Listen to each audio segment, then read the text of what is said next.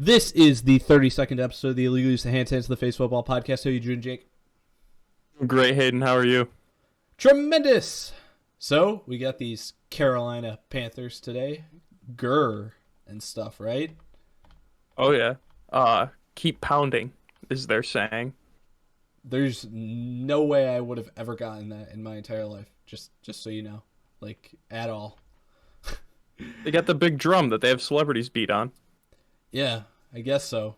It says keep pounding on it. So, basically what you're telling me is Panthers can play drums. Mm-hmm. Wow. That's crazy. I didn't know that. Yeah.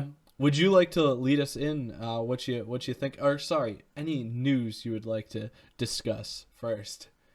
Nah, there's nothing that's been going on. Okay. Would you like to lead us in to the Carolina Panthers? Yeah.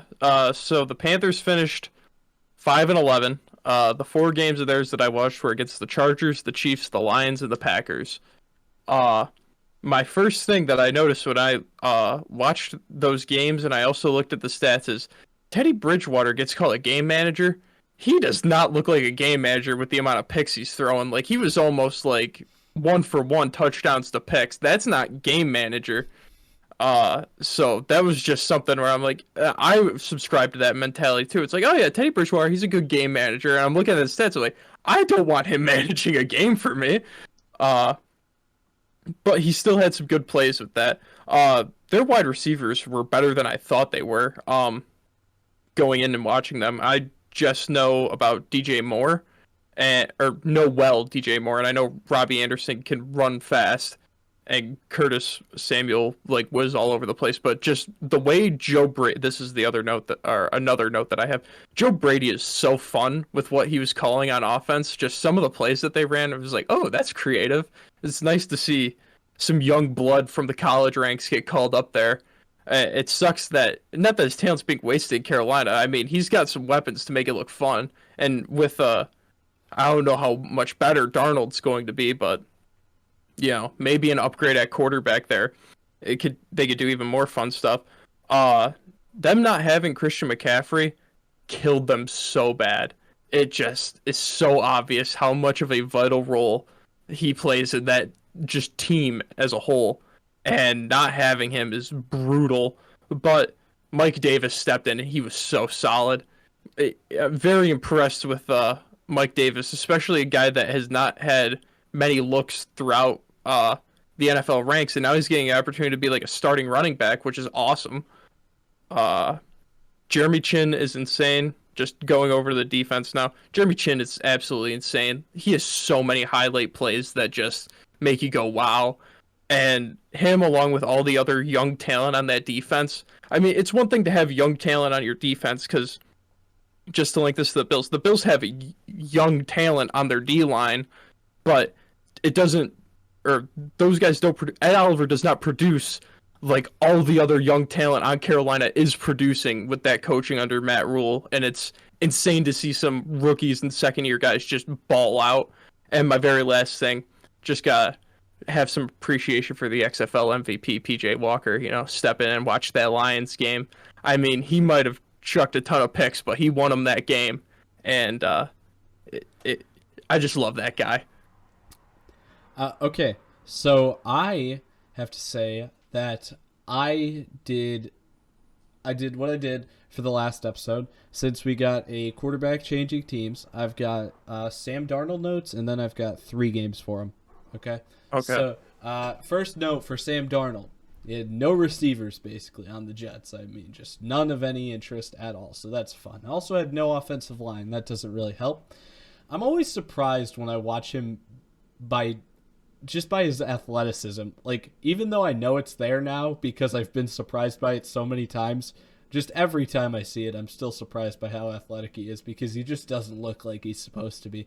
I mean, that run against the Broncos just, makes it so clear. Like, there's, 5 defenders on that play that just, don't try to tackle him because they're like, there's no way no. And it's just like, well, he's still going. And then it doesn't seem like there's any throw that he can't make, so that's a good thing. But, I mean, not watching terribly in depth. So, and then he missed a lot of time, which I wouldn't say was his fault because, Jets football and all. But yeah. As for the Panthers as a team, I said what you said. I love the play design on offense. It's very unique. The two studs on defense are Brian Burns and Jeremy Chin. My favorite play in the entire NFL is when, especially on the goal line or just 4th and 1 or anything stupid, is okay, we're going to fake a handoff to the running back as an off tackle run or something, right? And then it's we're going to fake it to him and then immediately make it clear that it was a fake and not an actual run, and then immediately throw him the ball because everybody disregarded him immediately. Or more so, I think it's because you get the defense to chase it, and then once everybody realizes he doesn't have the ball, everybody cuts back, and then the one defender that has that guy in man coverage just gets screwed because the rest of the defense is running back towards him while he's trying to chase his guy. I don't know what it is, but running backs are always wide open when you fake a handoff to them and then throw them the ball literally 1 second later. It's the stupidest thing in the world.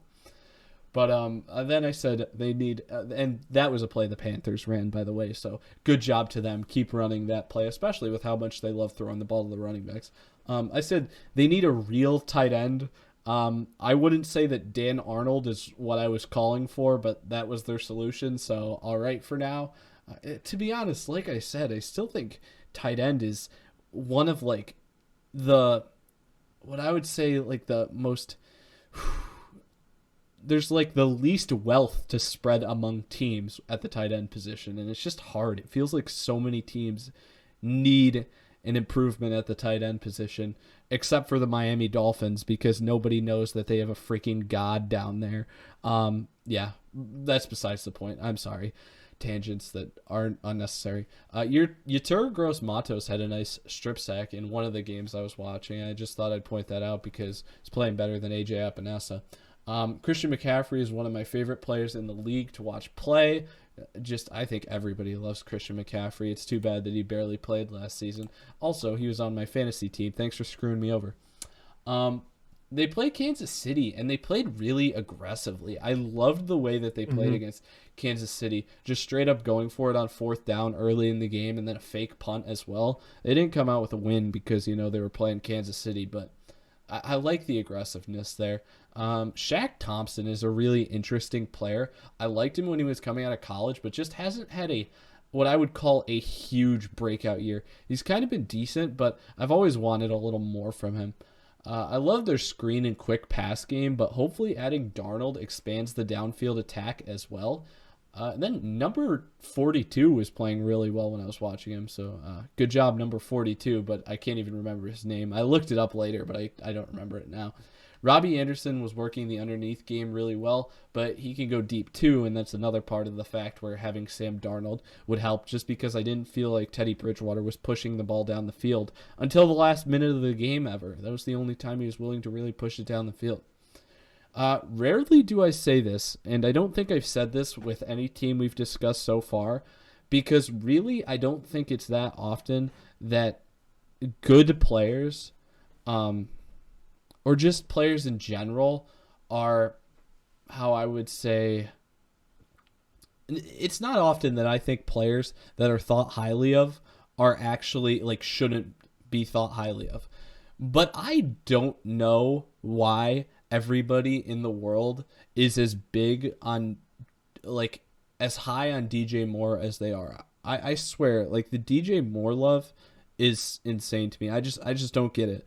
I'm just trying to compare it to other guys on teams that are high caliber wide receivers on bad teams. And just by bad teams, I don't mean necessarily this upcoming year. I'm talking about something like last season. And the guy right now I'm thinking of is Kenny Gallaudet as a comparison, since we just talked about the Lions, even though he's on the Giants now.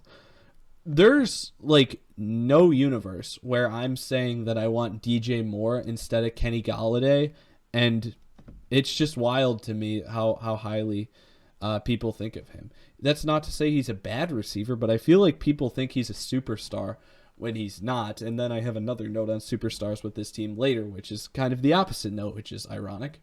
And then I said it's obvious that McCaffrey's dad was a wide receiver. Great play in the final minutes of the Chiefs game by Brian Burns. Curtis Samuel's a good player, but I feel like his play style is very replaceable. So I'm fine with them moving on from him, really. I've really been impressed by their O-line a lot, and they took a few O-linemen in the draft, so that was interesting to see. I don't know how I thought about that before the draft. I think before the draft, I think I said something pretty similar to that I thought their O-line was okay, but maybe I may have even said the exact opposite. I don't know. Just actually watching them, though, I was impressed by their O-line. Never seemed to be down too bad and seemed to block well in the run game, too, and pass protect well, obviously. I was surprised by how often they use their fullback. Jeremy Chin is a baller. I love him. It is funny. Some of these lower-ranked teams, we say, lack real superstars. But the funny thing to me is now we're talking about the Panthers today. I would say that they have 3 real superstars. One of them barely played last season in Christian McCaffrey. But Brian Burns and Jeremy Chin are like actual superstar players too. Whereas a lot of these teams that we've talked about towards the lower end of the NFL don't even have one guy that we can say, wow, he's a superstar. And I'd say this team has 3. So in that regard, they're ahead of a lot of these teams. It's amazing how short routes were on some of these pass concepts for Teddy. I mean, there's plays where they're not just like hitches or drags or stuff. There's like developed routes that I swear are only like 3 yards down the field, like a slant and an out route. It's so weird how much they just how much they shortened up these pass concepts. I don't know if it was for Teddy exclusively or what, but obviously Bridgewater likes hitting shorter passes than longer. And then number 30, I'm sorry I don't have the name, but just because I watched the Vikings game, he blocks a PAT and he gets called for offsides. I don't know if he was offsides because I was watching it on I slowed the speed down to the as slow as I could go, and I rewound it and I was pausing it and checking it, and it didn't look like he was offsides to me. The only thing I can say about that is that I couldn't find a second angle on YouTube, so that kind of sucked, but I feel like they may have gotten cheated there because it looked like it was a perfectly blocked kick to me from the one angle I saw during the live broadcast view that I had watching the highlights back. And then the last thing just from the season is, are you happy with Joey Sly? Because he feels kind of questionable. You don't doubt his leg power, but I mean, the accuracy department, wow. I don't know how old he is. Maybe he's young and maybe they think there's room for him to expand, but that's where I got to leave it. I mean, I feel like I've got some pretty interesting notes for where this team is. They're kind of different in terms of just thoughts I have with them as compared to a lot of teams we've talked about already. Because, I mean, just like I said, they're different in their own ways. Yeah. I didn't find anything much in the stat department that I thought was interesting. I mean, I mentioned Teddy Bridgewater really losing that game manager moniker with me. Did you see anything stat-wise that was impressive to you? I would say... Or that stood out? Yes. I mean, I always put stuff down no matter what, but there were a few things specifically that I wanted to mention. I was surprised, even though I was really impressed with Mike Davis and Christian McCaffrey when they got into games last season, neither of them actually surpassed 4 yards per carry, which I thought was strange. And actually, not even surpassed, that's the wrong word. They both were averaging less than 4 yards per carry. Robbie Anderson had 95 catches on the season, and Anderson and DJ Moore both had 1,000 yards. In the 3 games I watched, it was not too exciting, the plays that DJ Moore actually made catches on, so I don't necessarily know how that happened, but whatever. Then in the kick return department, a guy by the name of Cannon should be returning kicks over Pharaoh Cooper, but Pharaoh Cooper's leaving the team, or at least not there anymore. Joey Sly was only 29 for 36 on the season for field goals. Chin and Shaq Thompson were the 2 guys with 100-plus tackles. And then there was 8 TFLs for Brian Burns and Derek Brown. I like Derek Brown coming out of the draft last year, and 8 TFLs. So that's a pretty good rookie year for him. I like that. 9 sacks for Brian Burns as well, and 3 forced fumbles. Also 2 forced fumbles for Jeremy Chin and Shaq Thompson. 11 passes defended for Deontay Jackson. 9 passes defended for Rasul Douglas. 3 interceptions for Deontay Jackson, and of course, back-to-back touchdowns for Jeremy Chin against the Vikings. Nice. We'll move on to free agency now. Yep, I'm all set. All right. For their gains, I'm gonna go over the guys that I thought were notable. I think for number one, if you're not counting Darnold for free agency because it's a trade, but I think just because Darnold is a quarterback, he's immediately number one there. But non-quarterback free agent pickup, Hassan Reddick, he's going to be a big impact on that already like crowded D-line room that they have, just adding more pressure to the quarterback, which is going to be insane. When I was writing this down, I accidentally wrote in Curtis Samuel for free agent gains, and I write it in pen. So in order to make this stand out, I wrote Dan Arnold in all caps to just make it stand out over top of it. So it looks like I think Dan Arnold is a big pickup here, but he's just a significant pickup. But 2 Cardinals come in. Staying in the NFC West for pickups, they get David Moore to probably fill in that Curtis Samuel role in that offense for them. Not that David Moore has taken snaps at running back that I've seen, but he's got a similar build to Curtis Samuel. They get AJ Boye from the Broncos and Denzel Perryman, who's a young, pretty impressive linebacker for the Chargers. Okay. I basically have the same thing. The only 2 guys that I added to that, sorry if I missed them, Cam Irving, John Miller on the O-line, Rashawn Melvin as a DB. I think those were the 3 guys that you didn't mention that I may have had. I don't. I mean, like I said, I like these pickups, really. I'm excited to see how Hassan Reddick does, considering I think you have to prioritize Brian Burns on this defensive line. And if you don't want to, okay, then he's going to be one-on-one, and that'll be wild. That's fine with me as well. So I'm really interested to see how this D-line plays. And actually, when I was considering this acquisition, I wasn't even thinking about Yetur Gross-Matos, even though I mentioned him earlier. He's kind of an interesting piece. So is Derek Brown, because I think he's good in the interior. Just that'll be a good mix of guys. And then they've got more that they added in the draft. I like AJ Boye as well. And I mentioned Rashawn Melvin because really when I was watching these guys, I really did feel more and more like I was like, wow, it really actually stands out to me that I do think like the worst position on this team is the cornerback position. So I like it. Yeah. And their losses really aren't that big. I mean, Curtis Samuel being the biggest one out of all of them, and for him being like the number 3 receiver on that team and being the biggest loss, I mean, it doesn't get much better than that. It losses wise with free agency. Yeah. I was just gonna say no. Yeah, I agree with you. Like it feels like every single guy that they lost was actually replaced by someone who is actually an upgrade, which is insane. They actually didn't, and not just like an equal playing level. It feels like guys, like all of the guys they replaced got upgraded. Yeah. But after Curtis Samuel, Mike Davis, who's their backup running back, that's just great. I mean, like you already got McCaffrey, and they addressed backup running back in the draft too, which again, just wonderful to see teams actually address needs in the draft. Yes, they did that. Thank you. Oof. And then rounding out their losses, F.A. Obata goes to the Bills, Michael Pilardi goes to the Dolphins, and they trade Teddy Bridgewater for a 6th-round pick to the Broncos.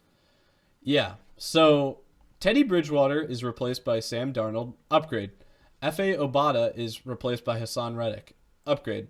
Mike Davis isn't replaced, but, you know, you've got, like, basically the best running back in the league returning this season, so upgrade. Rasul Douglas is basically replaced by Rashawn Melvin. That one's probably equal. I'm not going to argue that one. Stephen Weatherly is replaced by Denzel Perryman. I would say that's an upgrade. Alex Arma is replaced in the draft, so we'll get to him. Curtis Samuel is not replaced here, but he's replaced in the draft. So good job. And then they have a bunch of guys after that they basically just got rid of because they were old or they weren't producing. Trey Boston, Quan Short, Russell Okun, Tahir Whitehead, and Pharaoh Cooper are all unrestricted free, or they may be restricted, but they're free agents right now, and they're not back on the team at this point. Most of those guys are just old or not producing, and actually almost all of them weren't producing, so they're not really big deal losses, but just names that are not on the roster anymore that I thought were fairly important names. So I really think they did a good job in free agency. Like I said, they replaced every single guy I mentioned and basically upgraded from someone I said. And then the draft is just making their team better from that standpoint because they already kept that baseline. So now anybody they draft is just helping their team from here. Mm-hmm. And heading to the draft, like you said, their weakest position room on the team is cornerback, and they get one of the better cornerbacks. They draft the first cornerback in the draft, J.C. Horn, which is kind of surprising because I think it was consensus that Pat Surtain was going to be the first guy off the board. But J.C. Horn is a hard hitter, and he just fits in with that secondary so well. And seeing him with Jeremy Chin is going to be great. Terrace Marshall Jr., he's going to fill in that well, I said that DJ Moore is going to fill in the Curtis Samuel role, but he's going to be like the gadget guy that they kind of shift around all the place. Terrace Marshall is going to be their like main slot guy that they can have be a big target too, which is weird. He's like 6'3", but he's going to be their slot guy. Brady Christensen is good O-line depth. I like what I saw from him, but yeah, their O-line is solid too. I noticed that when I watched them. But bringing in more depth because I looked at the roster, it's not that deep of a group, so I don't have a problem with them bringing in a solid tackle. They get my number 1 tight end in Tommy Tremble, or number 2 tight end, sorry. No, number 1. Kyle Pitts is number 1, but Tommy Tremble is just that tight end room's scary now because they got the next generation George Kittle right there, baby. They've replaced their backup running back with Chuba Hubbard, who is similar to McCaffrey, and they're both great receiving backs, and Chuba Hubbard's pretty fast as well. I think he's my number 2 D tackle, Davion Nixon. Dude is just uber athletic, and I mean, it just sticks with the Panthers theme of drafting great young defensive talent and developing it. And he's going to replace K1 Short, which, I mean, you're getting K1 Short, who's old and not producing. You bring in a younger guy that is having 70-yard pick sixes as a D tackle. You can't get much more of an upgrade with that. Keith Taylor. You have to mention with that it wasn't even like a tip. It's just he actually just catches the ball. It wasn't a tip up. He just read that and picked it.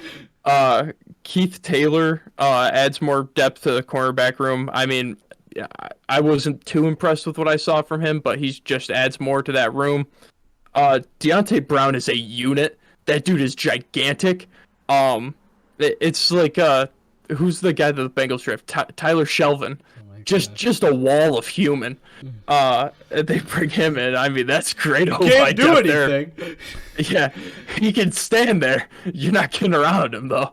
Or you're not getting over him or through him. You're probably gonna get around him because he ain't moving. Yeah.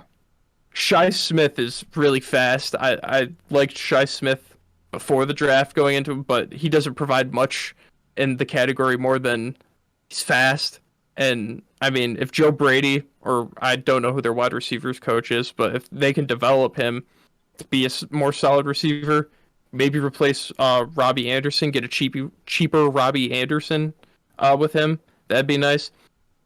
They pick up the one position we didn't scout this offseason in long snapper. So I had to do some deep digging there, and Thomas Fletcher was one of the best long snappers in college football. And that is completely based on ESPN and other articles that I saw with the headline, Thomas Fletcher, best long snapper in the nation. That's what I love to hear. I mean, I watched about 2 minutes of film. I mean, he snaps that ball. Wonderful. the phone call between him and Matt Rule is great. So he's already one of my favorite long snappers in the NFL. And then moving on to their last pick in Phil Hoskins, another defensive tackle, so they get more depth among the D line. They could have really gone anywhere with that pick. I don't know if D line would have been the spot I would have went. Maybe get another. Actually, yeah, why not? I mean, yeah, I'm trying to think of spots where they're really lacking in a ton of depth. I mean, maybe get a quarterback there, but a 7th-round quarterback, just get an undrafted guy at that point. So, yeah. You could make that argument for any 7th-rounder, really, but... Yeah. I don't know why they even drafted this guy. Just trade this pick away for another 7th-rounder next year. Yeah. Okay. So here we go. I'll say what I got to say on the draft really quick. J.C. Horn. At the time of the pick, I was surprised. I liked the pick then, but even now more so, I love this pick, and I love the player as well. J.C. Horn is an awesome player, and after seeing how they played during the season, their cornerback specifically, it was a really big need that they should have addressed, and they did, so great pick, Carolina. Terrace Marshall. Really like this guy coming out. Perfect fit for their current number 3 receiver. That doesn't necessarily slot him in as a slot receiver or a out wide receiver or whatever. I just think he's a good receiver, and I like that they added him, considering they really only had 2 clear guys ahead of him. Brady Christensen beefs up the O-line. That's fine. I'm never gonna knock a team for doing that, because I don't think really you can ever have too many good O-linemen, or at least take too many shots on O-linemen to try to get some good ones. Tommy Tremble. This is a wonderful situation for him to go to, because they really don't. I'd like it more if they didn't just sign Dan Arnold, and I liked it more when I initially saw it, because I was like, dude, they lost Alex Arma and they drafted Tommy Tremble to play fullback, but then they signed a kid from Wisconsin who's a fullback as a UDFA, so that's stupid. I want Tommy Tremble to play fullback. I hope the kid from Wisconsin gets cut, not because I hate him, but because I want Tommy Tremble to play fullback and not tight end. But if he plays tight end, honestly, he could still end up being the number 1 tight end on this roster, so I'll keep my hope alive. Chuba Hubbard is a pure speed guy, which I don't love normally, but they love throwing the ball to running backs, which would allow him to maximize his open field opportunities because he would have so many of them. So good pick for them. I'm fine with that. Davion Nixon, he's a nice combo of everything on the defensive line. And I said here that he would be a great substitution for Burns, Reddick, and Gross Matos on the edge, but actually he probably is going to play on the interior, and honestly he's plenty big to do that, so that's cool too. He may even start because he was pretty good. Keith Taylor was a corner who has a really nice speed combo at 6'3". He's very tall, honestly, for a corner.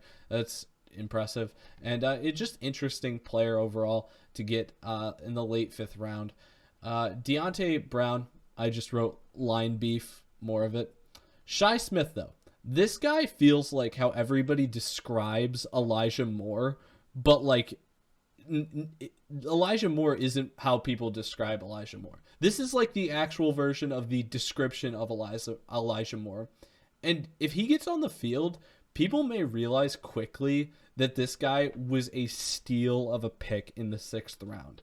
I wouldn't be shocked if he could take one of the top 3 spots from Marshall, Anderson, or DJ Moore. And honestly, if one of them gets injured and Shi Smith gets significant reps, I would not be surprised if it was very hard to get this guy off the field once he's on it. I really like him as a 6th round player. He's by far the best late round receiver pick we have seen so far. And I think you're underselling him by just saying that he's a pure speed guy, because honestly, he looked really good in the contested catch / spec catch department as well. Thomas Fletcher, I'll never knock a team for taking a position of a need. That's good. Good pick on the long snapper. Phil Hoskins, DL Kentucky. Sorry, no info found on him. The fullback from Washington that's a UDFA is named Mason Stock. Yeah, he's from a fullback school, though, so I mean, I guess he's probably going to be decent. And they also got a punter from Washington State who I didn't even bother to put the name of. Mm. Hold on, I might have them in my notes here. I didn't mark down their UDFAs, but I do have punters written down. You do have punters written Uh, down. Wow. from Washington State, you said Yes. Oscar Dragovich. Yeah, that's it. So He's they on got the one of our roster. best. They got one of our best, Oscar Dragovich the third. Sorry. So they got one of our favorite named players when we first went over the punters. It is a really solid name. Would you like to lead us in to your record prediction for them, or would you like me to lead in? And I'll give you the over/under either way. You can lead in here. Okay. Over/under for them is 7.5 wins. All right. Week 1 versus the Jets. Guess what? They're gonna come out. They're gonna get a W week 1. Week 2, toss up against New Orleans. Not really feeling too hot either way. But then they're at Houston. I think that's a win. So nice September for them. I think they've got a pretty easy September schedule, especially because the Saints are going to need to be finding their path. And I don't think either of us think too highly of the Jets or Houston this season. So this is a nice September for them. And then meanwhile, you'll see the last 4 weeks of the season are absolutely miserable for them. So then week 4, they go to Dallas. I think Dallas is much improved. I think that's an L. Philadelphia, I just gave them the straight up W here. Maybe I was thinking toss up before, but I think that's a win just relatively from a roster standpoint. I think their roster is significantly better than Philly's. Minnesota, toss up. It's a home game. If it was an away game, I may give it to Minnesota straight up, but toss up at home, I'm not feeling too strongly either way. Once again, they play at New York again, the Giants this time. I don't really like either New York team, so W for them. Atlanta, I think at Atlanta is an L for them. Versus the Patriots, I think that's an L. Then they play at Arizona. Toss up once again because Arizona's weird. Washington's a good football team. I think that's an L for them in week 11. Toss up at Miami. I don't know. I think Miami's going to be worse this season, honestly. I think Atlanta's a toss-up game. Again, they've got them at home this time. And then the last 4 weeks of the season. So with what I said in those toss-up games, splitting them halfway, I have no toss-up games for the last 4 weeks of the season. I'll tell you that right now. But they could be 7-6 in this point and be hunting for a playoff spot. But the thing is these last 4 weeks are absolutely miserable for them. So the one team I'll mention first, even though it's the week 17 game, is the Saints. The thing that's terrible here is now the Saints have probably had enough time to get the understanding of who their new quarterback is and probably get a system down pat that's working pretty well by this point in the season. And this time they're playing in New Orleans. That's going to make it a lot harder, so that's an L. And then you look at the other 3 games that they play in the final 4 weeks of the season. They've got 2 games against the defending Super Bowl champions and 1 against the Bills. I mean, this last 4-week stretch couldn't get much more miserable for them. And even though they were 7-6 before the final 4 weeks, potentially fighting for a playoff spot, I think they're going to lose out those last 4 games and go 7-10. And honestly, since the over-under was 7.5, I said 7-10, which is barely under. So not strong in terms of the number only being a game and a half under. But really, just looking back at like the games I picked, I just said I have a lot of trouble seeing this team get to 8 wins in almost any scenario with the schedule they've got to play. So I would say, I mean, maybe the offense is just ridiculous and I'm shocked, but I don't see the offense immediately just being ridiculous. It could be. They've got the talent to do it, and they've got superstars on defense as well. I don't know why. I just don't see it molding all together. It doesn't seem to me like they're going to be able to beat like really solid teams for whatever reason, and that's more of a feeling thing. Last note, if I got more away from feelings and just about roster perspective, I probably should have put them at a lot more wins than I gave them. But something just feels wrong, and I don't know what it is. Okay, so you and I kind of have different perspectives on this Panthers team. You're looking at glass half empty. I'm looking at glass half full, kind of. And I think that's how my record prediction ended up this way, because we have two different feelings about the team. Week 1, Sam Darnold against his old team gets the dub. At home against the Saints, getting another dub right there. Carolina is here, baby. And then they get a game at Houston, easy dub. And then at Dallas, that's an L. But then they're coming back, firing on all cylinders, dub against Philly. That matchup against Minnesota, both the quarterbacks for those teams very similar. Darnold's more athletic, obviously. You went over this, but they're similar quarterbacks.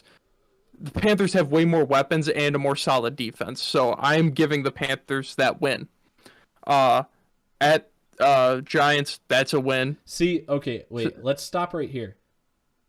You haven't, based off everything I've said so far, you haven't said anything that actually disagrees with me yet.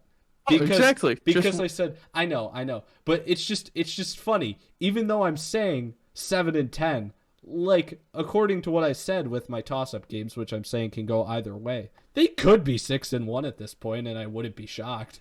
It's just the schedule kind of changes for the worse in the right as week 8, and then onward from there goes. Then after the Giants at Atlanta, they're gonna lose that one.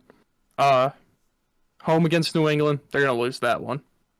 At Arizona, they're going to win that one, baby.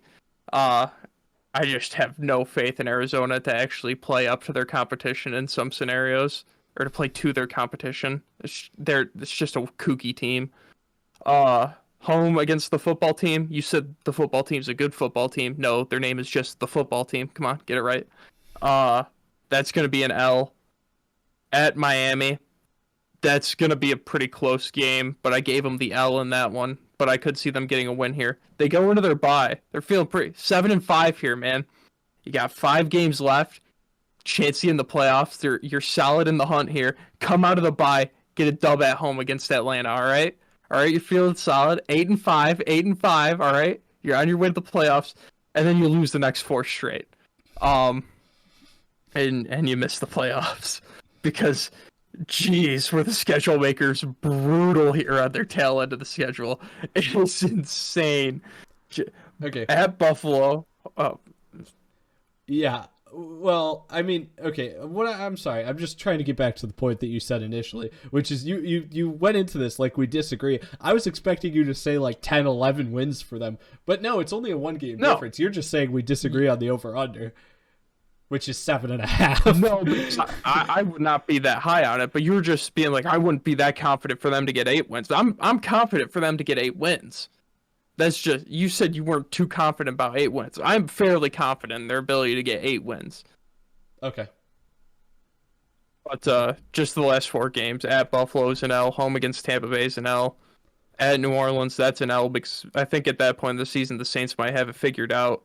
And then at Tampa Bay to end it, that's an L, unless Tampa's resting their starters at that point. But I mean, if Brady wants his chance to be the first quarterback to ever go 17-0 in the regular season, if they are 16-0 in that point, I will be shocked. I just don't put that in the cards normally. Yeah, this okay, man. Okay, if you say so. I don't. Oh man, I feel now. This episode is coming to an end, and I feel really nervous about it. There's just a lot of weird things. Like, this roster's good, 7 wins, and I said I don't feel like they should even like consider like 8 wins. Oh, geez, that feels. It just something feels wrong with it. I don't know. I think Joe Brady's going to be gone after this season, though. He's probably going to get a head coaching job somewhere if they perform well. If they perform like you think they're going to perform, I don't think Joe Brady, because Joe Brady was in the running to get head coaching jobs this offseason. So with a better quarterback, I don't think it's out of the question for him to leave. And Matt Rule being a defensive head coach, I don't know. Maybe they could bring someone. Why are you freaking out like that? Because you said if they perform how you think they're going to perform. Yeah. We have a one-win game worse. We have a one-win difference. What looks better? What looks better? They're both losing records. Single-digit losses, double-digit losses. 7-9 looks a lot better than 6-10. I think that's just consensus. 8-9 looks better than 7-10. Hey, I don't know why I'm arguing with you at all because, I mean, it doesn't like. I mean, we got the Ravens wide receiver coach getting a head coaching job, so I don't know what anything means in terms of hiring a head coach. Yeah, I don't know. Yeah, what am I saying? What am I saying? Joe Brady's just always going to be there. No one's going to hire him. Why make a good hire? Why make a good hire when you could just hire the receiver coach for the team that had one of the worst passing games last season? Ranked 32nd in the league. Why does it matter? Why does it matter? All right, you all set? Yeah, I think we could cut it here.